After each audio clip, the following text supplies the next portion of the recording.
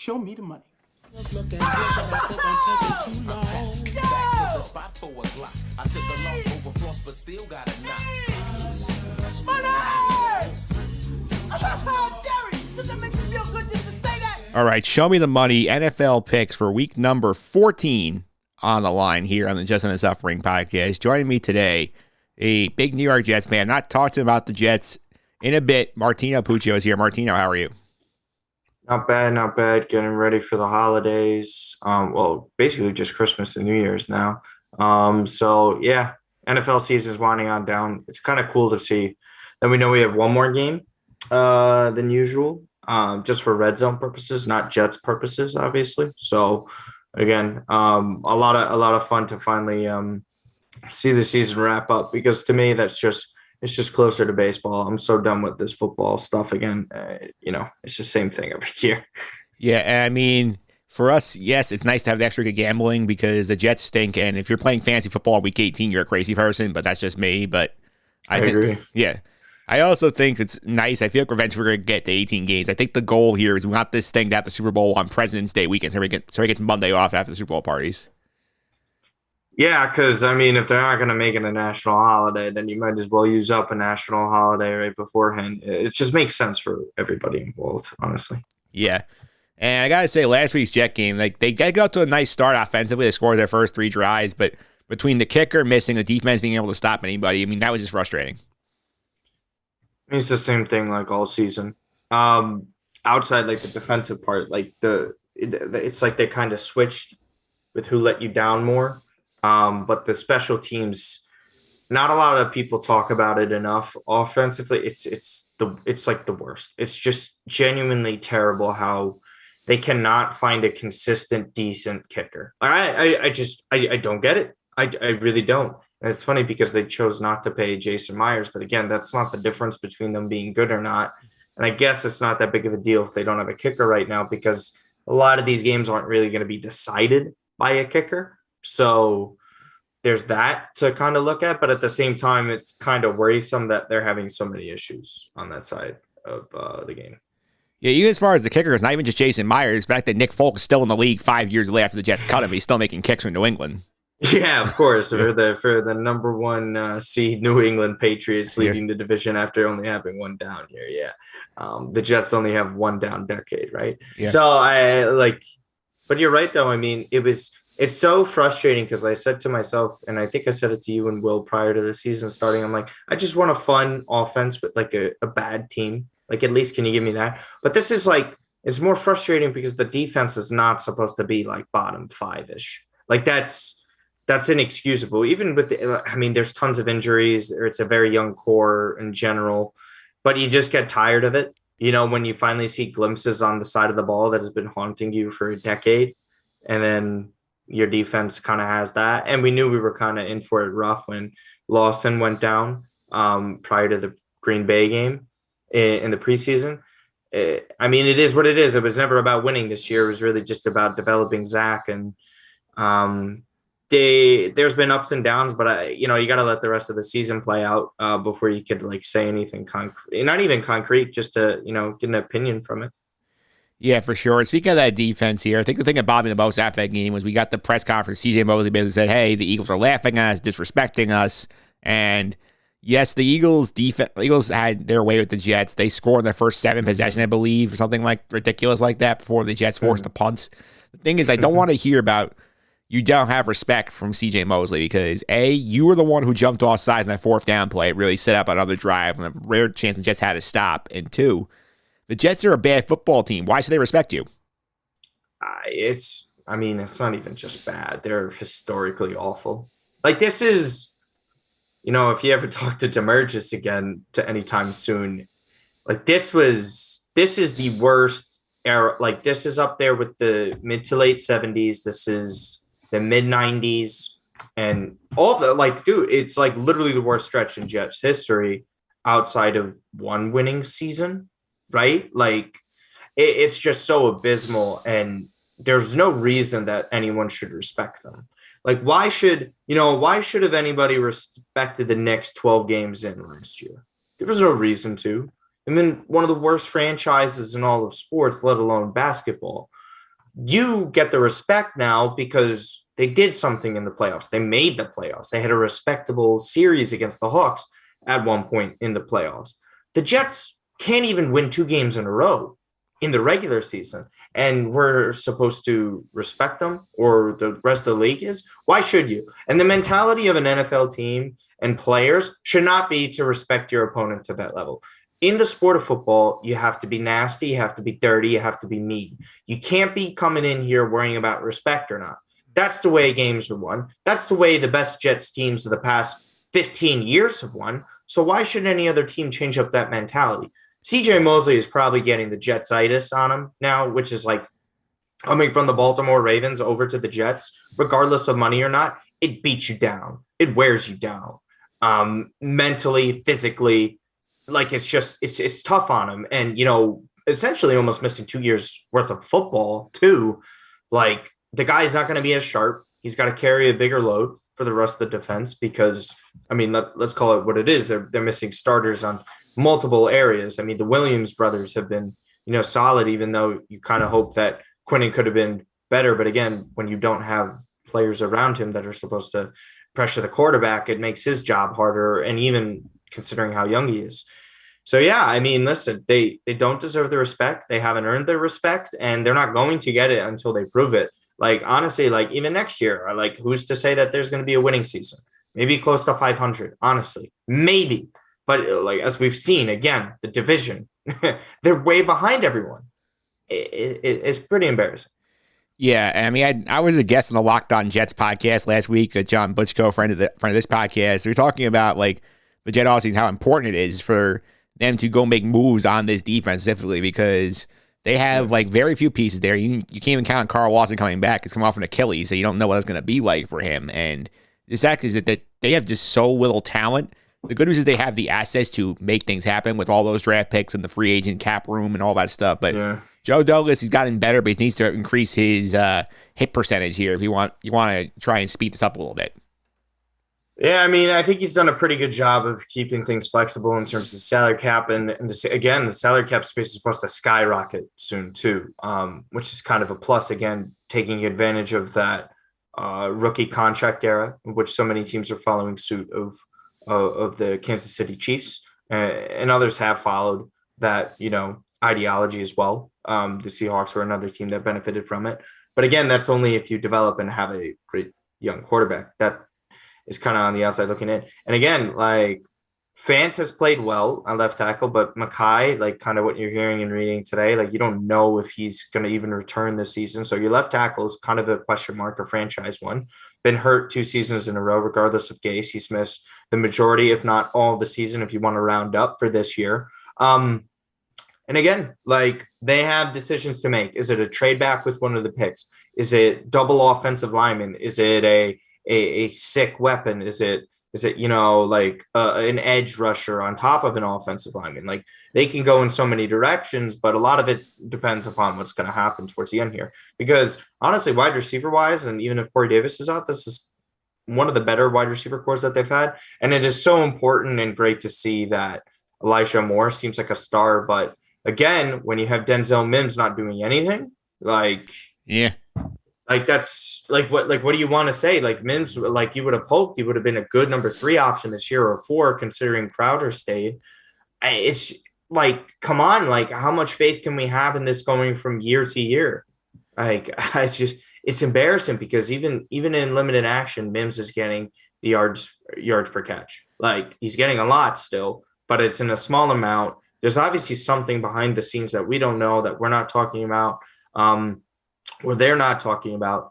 There's just that Jets stink to it, they can't have multiple things go right at the same time. It's very, very rare. And it's also hard in this sport to begin with. So the fact that they're kind of at this point, I don't know. I still think they're in pretty good shape. And it was a strong signal from Zach improving, from the second half of the Texans game to what we saw at the start of this. And really, you're not going to put the loss on him. I don't think anyone does, because there's so many, he was putting them in positions to score, Mike, and they weren't doing it. And like you said, we're not even asking the defense to be, 15, 17 points a game allowed.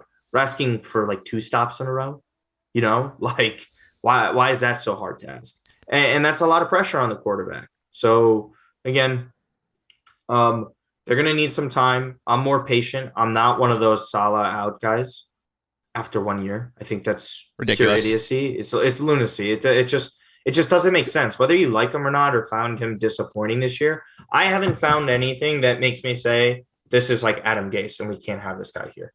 There's nothing like that. I haven't. And and again, with this situation, with the way Joe finally got to hire his guy, the way Salah finally gets to try and develop his guy, even though like they had the passing game coordinator pass away prior to the season, they've had mountains and mountains of injuries. It's just silly, and you have to let the guys work, because again, if you keep on blowing this up, not only are people not want to come here, people are also just not going to find any stability. And that's still important, regardless if you're the Jets or if you're the Patriots. Stability matters, and the Jets need to have that foundation. That's why Joe has that 6-year deal that he got. Yeah, for sure. And this week, they got into the game here against the Saints, and we know the Saints are a struggling team. They've lost 5 games in a row. They have Taysom Hill at quarterback, and he can't pass worth a damn, but he's a good big running threat. They're getting Alvin Kamara back. It's one of those games where on paper you say, if the Jets play well, they can win this game. But to me, it's like, this is sort of like the same sort of recipe we had going into the Eagle game, where it's like, oh, if you can stop the run, you can win this game. The Jets couldn't do that. See, my thing is like with the Eagles stuff is that they still had a good defense, in my opinion, like a good enough defense that it's, facing one of the quarterbacks that leads the league in turnovers. So, and then again, it's just the worst defense is the worst defense. Like we've seen it now. Like Sam Darnold looked like Joe Montana against them. Gardner Minshew, by the way, who I don't even think is as bad as some people like to think. I think he's probably one of the best backup quarterbacks in the NFL. So that didn't really surprise me that much. And also, like when you hear comments from players saying, "Oh, we didn't prep for Gardner Minshew," that kind of bothers me and annoys me. But again, with Taysom Hill like banged up a little bit, Jameis isn't there. The Mike Thomas situation, like nothing left to say. Kamara back is like, that's insane. That's really scary considering the wide receiver kind of threat that he could be. So yeah, I mean, again, on paper, you're right. But in terms of winning the game, I agree with you. But, the spread is nothing insane. Eventually, I think they're doing a better job of competing at certain points. But again, like you see the defense and you're like, what? Like, there's nothing to say. It's like the worst Jets defense I've ever seen. No joke. Like, I'm only 26. This has got to be the worst one I've seen. Yeah. And funny, I said going into the season after the Carl loss here, I said the number for them is probably going to be 5 wins, and they're at 3. I think they can pick up 2 wins down the stretch here. I think they're going to end up exactly at 5. I think they're right to get there. Started taking a weirder route than they thought they would. I think this is one of the longer shot ones, but again, against the Dolphins, even if the Dolphins are playing, the Dolphins were not impressive against the Jets. Like, I'm really tired of this stuff. Like, Tua plays great for quote unquote great for like 4 stretches of games against garbage teams, and all of a sudden, like, we're led to believe that he's the second coming of Dan Marino, because when Sam Darnold played 4 straight great games, he wasn't anything because he's the Jets quarterback. Like, to me, that's just silly. So I don't buy in to that Dolphins stuff. The Jaguars is clearly one on their calendar that they could beat. I'm not like that worried about it. A very dysfunctional lot. The only place that's more dysfunctional than them right now.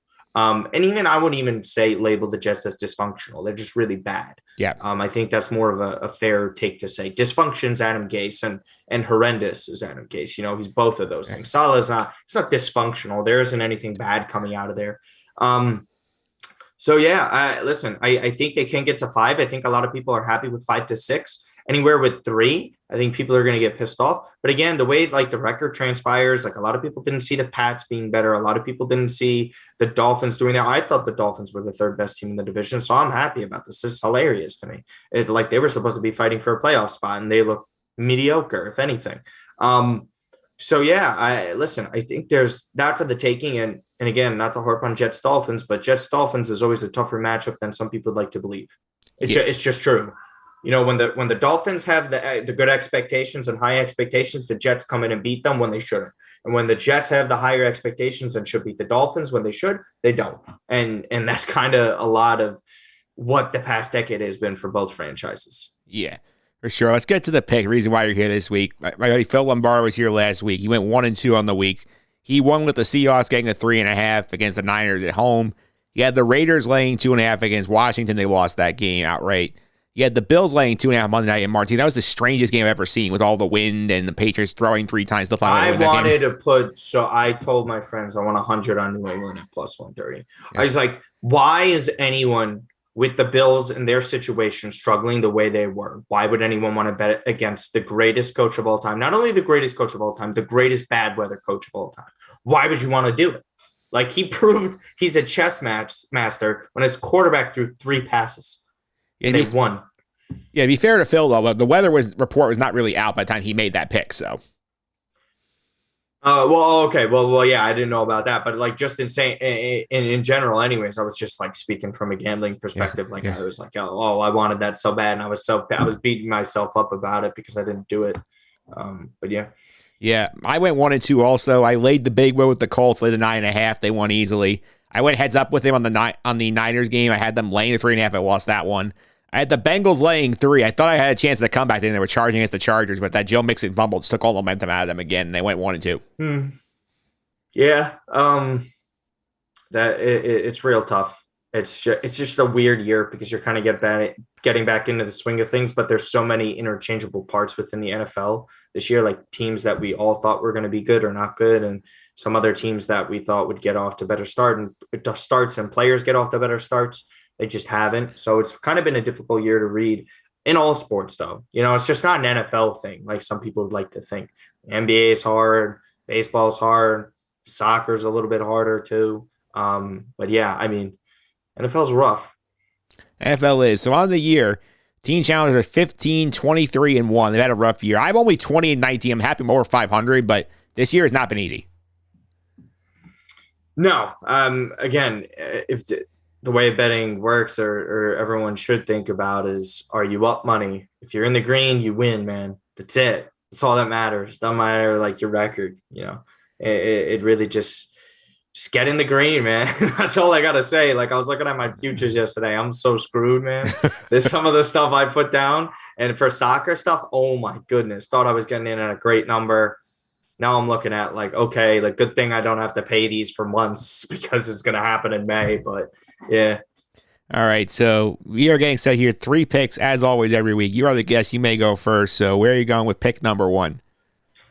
Pick number 1, going with the Pittsburgh Steelers in Minnesota. Steelers are not that good, but I don't respect the Vikings. CJ Mosley talks about the Jets not being respected.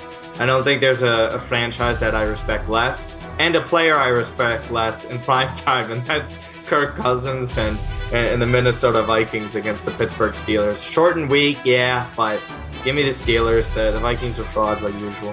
Yeah, and you're getting 3 points. It's also a nice bonus. That's the thing again. Like, even if they do end up losing, I expect a tough and close game. The Vikings aren't all that, and Thielen not looking too hot or to play. So again, yeah. All right, that's pick number 1. You're going with pick number 2.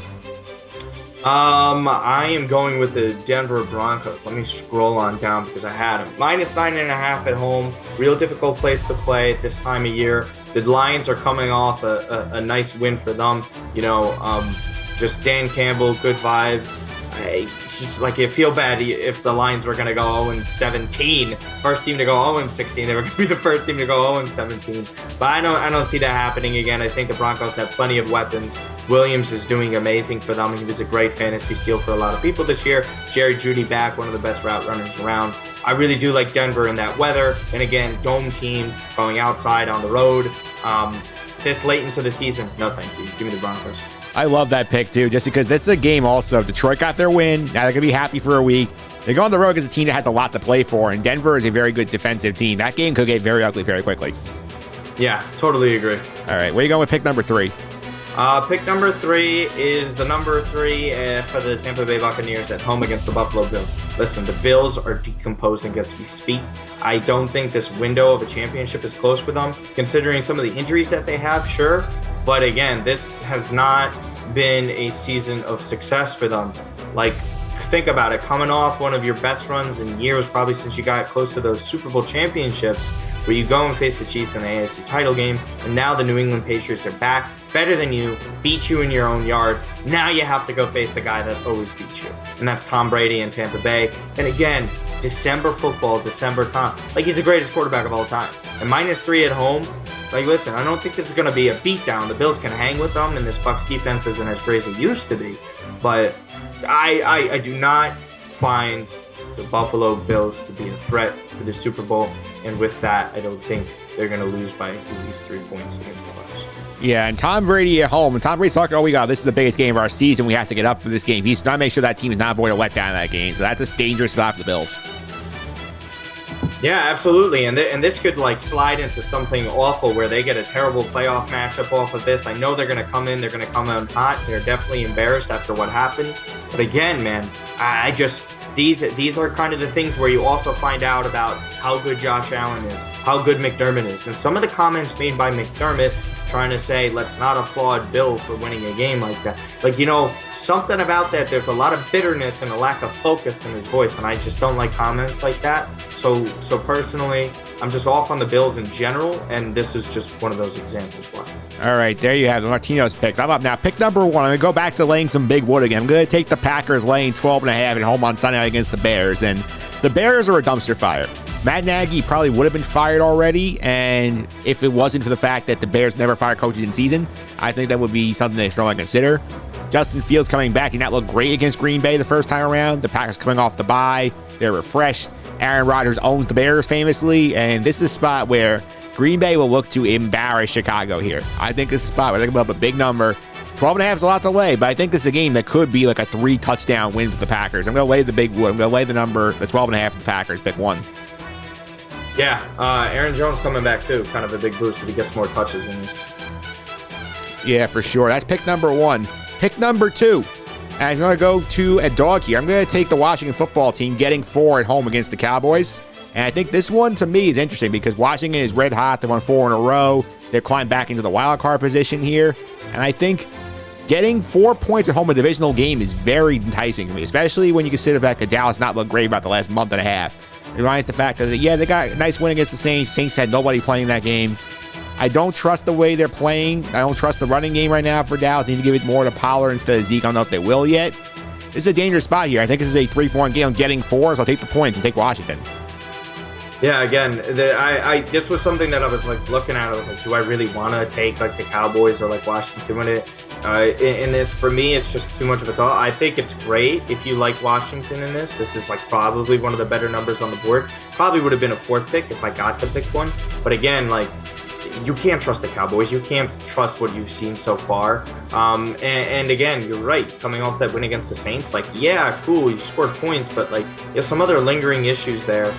Again, yeah, I think Washington can easily pull this off in their own backyard. I wouldn't get too scared off about the winning streak either, because that's probably what's turning off a lot of people. It's like, can they win 5 in a row? But, you know, that's the way people go. That's for sure. Pick number 2. Pick number 3. I'm going to Monday night. I'm going to take the Cardinals laying 2.5 at home against the Rams. This is, for me, is an indictment on Stafford and Sean McVay because this team does not win games against good teams. They had the win against Tampa week 3. Have come up small in every big spot since. The Rams are a bully team. They're going to beat up the bad teams they did against Jacksonville last week. Against the good teams, they shrink. They shrunk against the Packers. They shrunk against the Cardinals the first time. They shrunk against the 49ers on Monday Night Football in games they should have won. I think it's going to happen again. I think the Cardinals are going to ice the division here, pick up the big win. I'm only laying 2.5, so I think it's a closer game than that, but I'm going to take the Cardinals here, laying the 2.5 for the final pick of the week. Yeah, I'm not shocked by it, but you mentioned the record against winning teams. Isn't that, you know, the epitome of Matt Stafford's career as a quarterback, being ripped for not winning games against teams that are over 500? And it's kind of translated over here, regardless if Jared Goff's not working out in Detroit. Again, Kyler Murray back, he's healthy. They're clear best team in this division too. I mean, the rest are a disaster outside of like the Rams beating up on the bad teams like you mentioned. I do like Arizona like this at home. Pressure's on LA, man. It really is. Like, Cardinals play with house money here. No one kind of expected a division winner. After the Rams made that trade for Matt Stafford, it was like, go, go, go. this is a chance for the Super Bowl. It's a little wide open compared to recent years. And again, that defense is not as elite as some people thought it would be. So for me, yeah, I totally get it. I think that's a good pick too. All right, so reset the picks here. Martino is getting 3 with the Steelers on Thursday against the Minnesota Vikings. He's laying 9.5 with Denver at home against Detroit. He's laying the 3 with Tom Brady and the Buccaneers at home against the Buffalo Bills. I am laying 12.5 with the Green Bay Packers at home against the Chicago Bears Sunday Night Football. I am taking the 4 points with Washington at home against the Dallas Cowboys. And I am laying the 2.5 at home with the Arizona Cardinals against the Rams on Monday Night Football. And those are your picks for week number 14 on the podcast. Coming up next week, we're going to go talk about those Steelers a little bit. Alex Fasano's coming on the line. We're going to talk Steelers, talk some fantasy football. Got some good stuff coming with Faz. I love Faz. Faz is great. Big Islanders fan, by the way. I'm going there this weekend to watch Devils Islanders. So I'm excited about that. I might hit him up, see if he's going. Big Steelers fan. So I haven't texted him about Big Ben yet. I have a couple Steelers people that I'm interested in. It's like the guy's got to hang it up at this point. I know I took him, but still, like this, like every time I see him, I'm just like, why are you doing that to your body? Yeah. I'll definitely talk to him about Big Ben next week. I also got to want to report back from you on the parking situation at UBS. I've heard it's a legendary nightmare.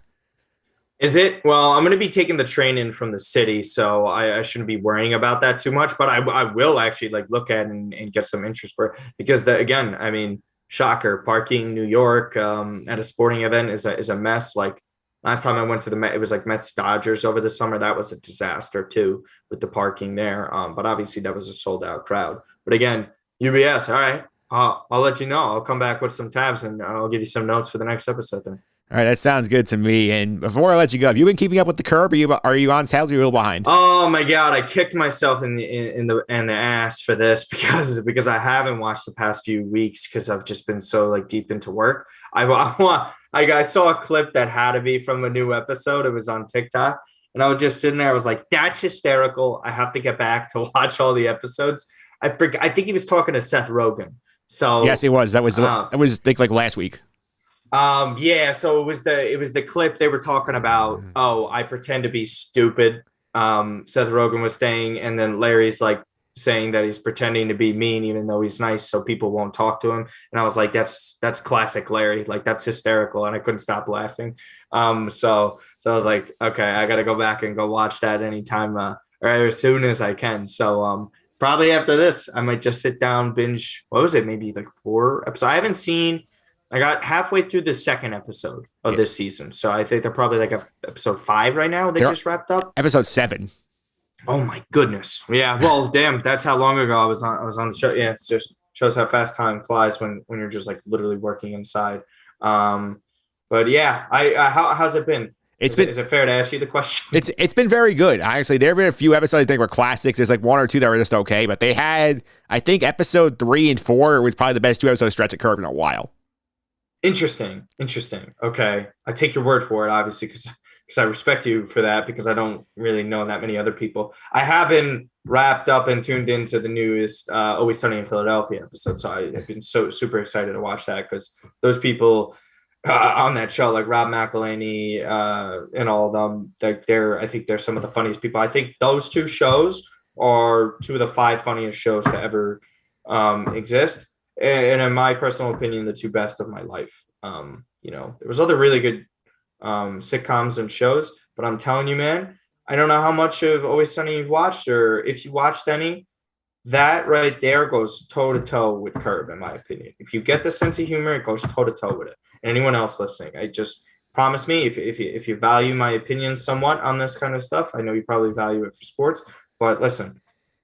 You won't ever regret starting Always Sunny in Philadelphia. And every person I put onto that show has said the same thing. And I've also done the same for Curb, by the way. We put Joe D on for that, and I'm happy he liked it. So, yeah. He didn't like Always Sunny, though, actually, now that I think about it.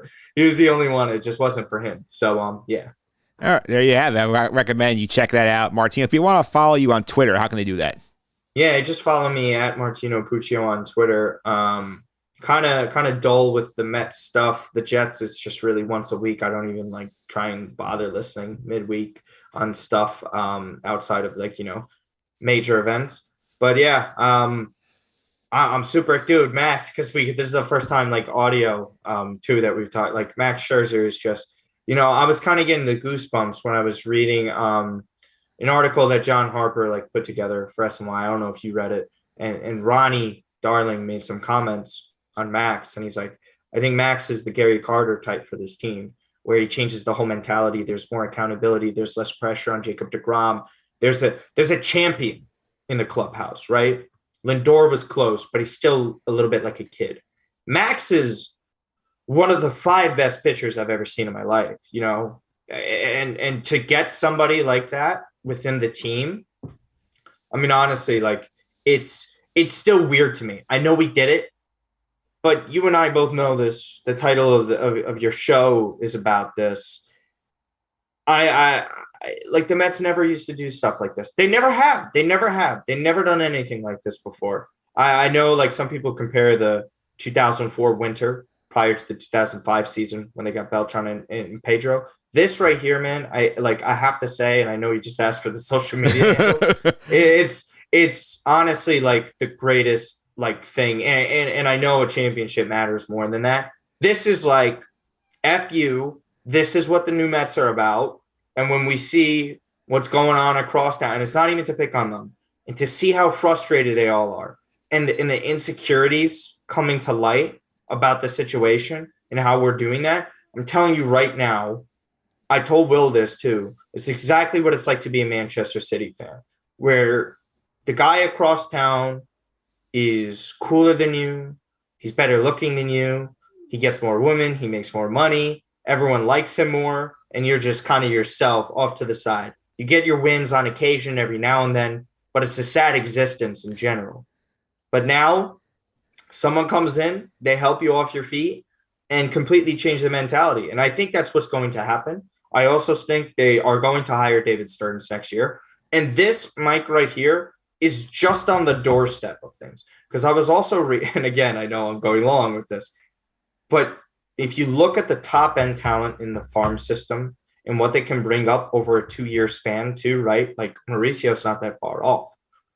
We're talking about Alvarez, Mauricio, you get like McCann off the book. Like there is just so much potential like to be there. We're also bridging the gap and retooling the farm system because we know what's going to happen next year. And hopefully you get one of the best executives in baseball with a blank check budget. Holy shit. Excuse for the cursing. Like it's legitimate. It's legitimate. And like, this is why I bought into it. This is why all my friends that were, ripping Uncle Stevie, just a couple of friends of mine, this is it. You have to give an owner time. And I get fever dreams sometimes thinking about people making compilations with, Steve Cohen's press conference when he first got the team saying, I consider it a failure if this team does not win a world championship within 3 to 5 years. Like, it's just, personally, I haven't had this vibe about the Mets since 2006 when I didn't know any better and they were super talented and had the opportunity to easily win the World Series. I have get to October, boys, and then let's rock, basically, is all I got to say at that. Yeah, I'll also say, if they get to October, I should be able to be there because I am a 20-game plan holder now for the Mets, so I will have access to plenty of games this year. Hey, let's go. Congratulations on that. That's amazing. Yeah, I mean, listen, I've been there for playoff baseball kind of when we knew we were on this magic carpet ride in 2015. It's different when I was there in 2006 and I was there in 2015, right? I was there for the biggest of games. Game 2 NLCS 2006, Game 3 of the World Series 2015. I was at the biggest of big games that you could go in recent Mets memory. I'm telling you, the vibe in 2006 was immaculate with Shea. 2015 at City was just rocking, and that was more Mets magic. When you have the aspect, this team can win. We were kind of at the point in 2015 where we're okay, eventually it's kind of maybe going to run out, this magic, right? We can't expect to constantly do this and bat terribly against one of the greatest bullpens to ever exist in the Royals. So I don't know. There's still holes to fill. And Jesus Christ, good God, if Carlos Correa or Chris Bryant comes as well, I mean, I don't even know what to say. I really wouldn't, because Mike, again, think about a couple of years from now, you had Alvarez, Beatty, who could go replace Bryant, who could move to the DH role, or the slugger that is Pete goes to the DH role, and Bryant maybe picks up first base or something. Like, and then you add Ronnie Mauricio to it, where you trade one of those guys for an amazing player. Like, good Lord. Seriously. Like, that's, I wouldn't know what to say. It's like playing MVP baseball again, where I just traded for all the best players.